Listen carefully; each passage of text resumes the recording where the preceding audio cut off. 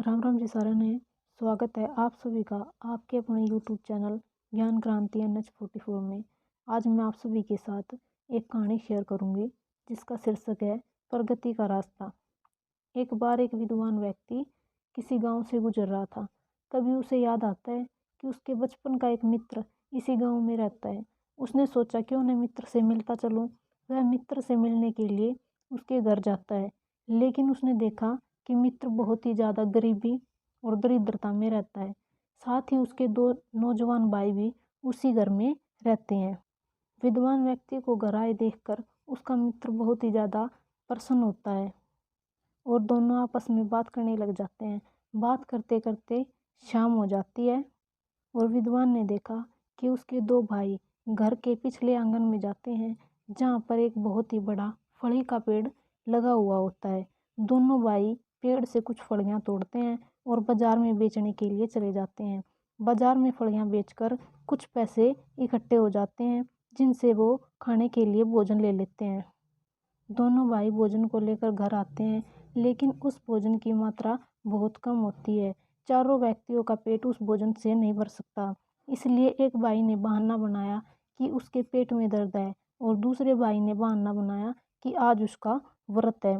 मित्र और विद्वान व्यक्ति दोनों बैठकर भोजन कर लेते हैं, लेकिन विद्वान व्यक्ति उनकी बात को समझ जाता है और चारों जने सोने के लिए लेट जाते हैं। तीनों भाई सो जाते हैं, लेकिन विद्वान व्यक्ति को रात भर नींद नहीं आती।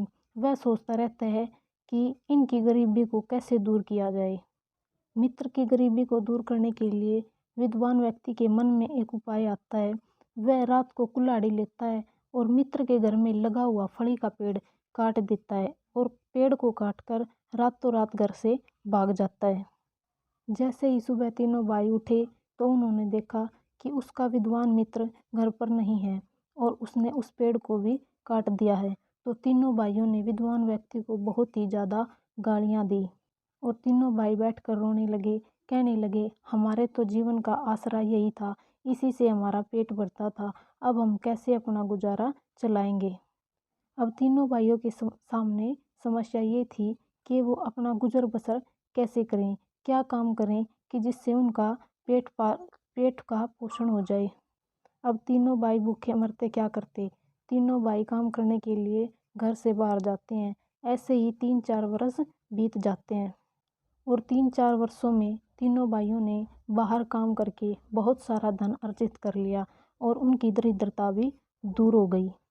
इन्हीं 3-4 वर्षों के बाद विद्वान व्यक्ति को एक दिन याद आता है कि उसके मित्र का क्या हाल हुआ होगा। तो वह उसे देखने के लिए उनके गांव में जाता है और विद्वान व्यक्ति ने देखा कि जहां उसके मित्र की एक छोटी सी टूटी हुई छान पड़ी हुई थी, वहां पे एक बहुत ही सुंदर मकान बना हुआ है। वह मकान के अंदर जाकर देखता है तो उसका मित्र और दोनों भाई सुख शांति से भोजन कर रहे होते हैं। अब तीनों भाइयों ने विद्वान को देखा और उठकर खड़े हो गए। तीनों भाई हाथ जोड़कर विद्वान व्यक्ति का शुक्रिया अदा करने लगे। बोले, अगर तुम उस दिन इस पेड़ को नहीं काटते तो आज हमारे साथ इतने अच्छे दिन नहीं आते। तीनों भाई मिलकर विद्वान व्यक्ति का धन्यवाद करते हैं और भोजन करवाते हैं। तीनों भाइयों ने बताया कि हम तीनों भाई उस पेड़ के आसरे ही अपना जीवन व्यतीत करते थे, लेकिन जैसे ही तुमने उस पेड़ को काटा तो हम बहुत परेशान हुए। हमने मेहनत करनी शुरू की और हम तीनों ने मिलकर बहुत सारा धन कमाया। अब हम लोगों को समझ में आ गया है कि उस दिन तुमने उस फली के पेड़ को क्यों काटा था। जब तक हम किसी के सहारे रहते हैं तब तक हम आत्मनिर्भर होकर प्रगति नहीं कर सकते। जब भी किसी व्यक्ति को किसी प्रकार का सहारा मिलता है तो वह आलस्य में दरिद्रता को अपना लेता है।